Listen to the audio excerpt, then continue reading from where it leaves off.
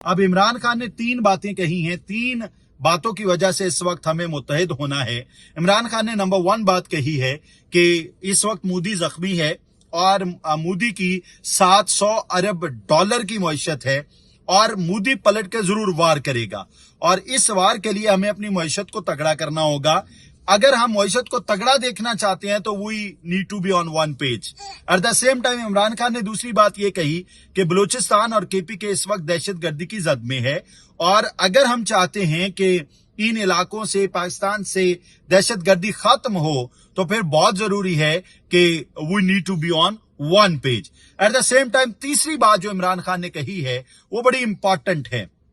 अच्छा, हुकूमत क्लेम कर रही है कि पाकिस्तान की मईशत ढगर पे चल चुकी है, पाकिस्तान में तमाम मामला बड़े जबरदस्त हैं, लेकिन इमरान खान कहता है कि पाकिस्तान की मईशत इस वक्त आखिरी सांसों पे है, पाकिस्तान की मईशत वेंटिलेटर पे है, पाकिस्तान में तमाम नौजवान, तमाम बिजनेस ग्रुप्स इस वक्त पाकिस्तान को छोड़ छोड़ के जा रहे हैं और अगर हम चाहते हैं कि पाकिस्तान की मईशत सही डगर पे चले तो इट्स मोर देन इंपॉर्टेंट कि पाकिस्तान में एक जमहूरी हुकूमत हो